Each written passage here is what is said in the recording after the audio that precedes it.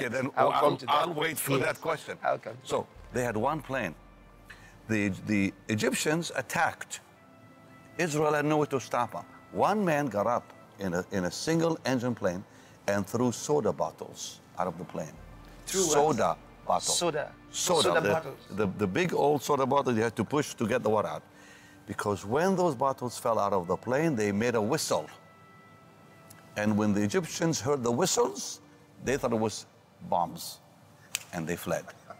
So God saved Israel with soda bottles. This is remarkable. Oh, it is. People don't know that. They had only one plane.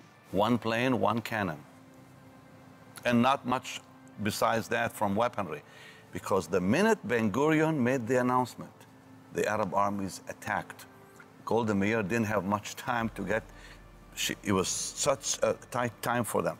She had to go to America after the declaration in November, had to come back, they had to buy the weapons. A lot of those weapons didn't come right away. Later, after that war began, they began buying weapons and so on. Some of the planes that were flown from Czechoslovakia had to fly straight into the war. Many of the Holocaust survivors came off the ships and went to fight, having no experience in war. Many of them were killed unnecessarily. Remember when we went to Israel, you saw all the tanks? That area is called Latrun. Latrun was the stronghold for the Jordanian army to keep that street, that road blocked to Jerusalem. So the Jewish population in Western Jerusalem was starving because they were blockaded by the Jordanians. So Ben-Gurion had no choice but to send people from the concentration camps straight to the field to fight. But God gave them a victory. Think about the victory with one cannon and one plane in the beginning. They won the war when General Montgomery, the British general who won the war with the Allies, he and Patton and others, said, there's no way. He gave Israel 3 weeks. He said, because when you look at the real picture, 40 million against 600,000, and the 600,000 are not all in the army, a very small portion are fighting. What chances do you have? Zero.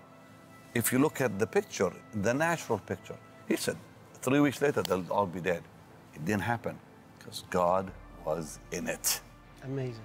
And not only did they win the war, they even occupied land that was given to the Palestinians by the United Nations. How did they manage to turn down the offer of Uganda and come here? Let me go back to that. Theodore Herzl had the first conference in Switzerland. In that first Jewish Congress, the British wanted to somehow help the Jews because many of the people in the British government were actual evangelicals. But some of them were not, who wanted to help the Jews, so they offered them Uganda.